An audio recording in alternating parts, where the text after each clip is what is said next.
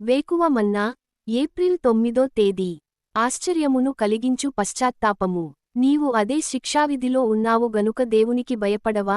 మనకైతే ఇది న్యాయమే, మనము చేసినవాటికి తగిన ఫలము పొందుచున్నాము. లూకా 23 అధ్యాయం 40-41 వచనం. మత్తయి మరియు మార్కు వ్రాసిన సువార్తల యొక్క వివరణలలో, సిలువవేయబడిన ఇద్దరు దొంగలును ప్రారంభమునందు యేసును దూషించినట్లు చెప్పబడినది. పశ్చాత్తాపపడిన ఆ దొంగ హృదయము నందు ఏ కార్యము అటువంటి గుర్తింపదగిన మార్పును తెచ్చేనో మనకు సరిగ్గా తెలియదు. బహుశా వారును, జనులను ఆయనను దూషించుచుండగా, రక్షకుని యొక్క ముఖమునందు కనబడిన జాలి, క్షమాపణ మరియు కనికరమే ఆ మార్పును కలుగజేసియుండవచ్చును.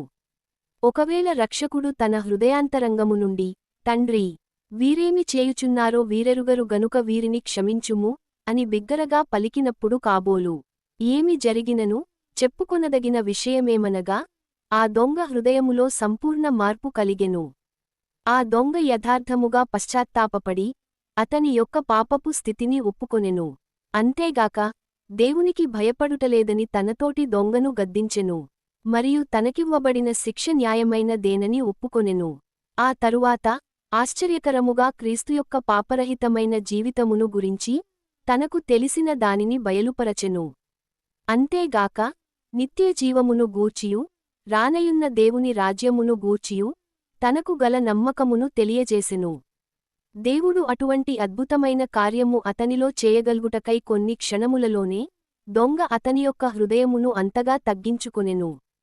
తమ జీవితకాలమంతయు యేసును తెలిసికొనుచున్నప్పటికిని, అనేకులు అట్టి హృదయపు స్థితికి రాలేకయున్నారు.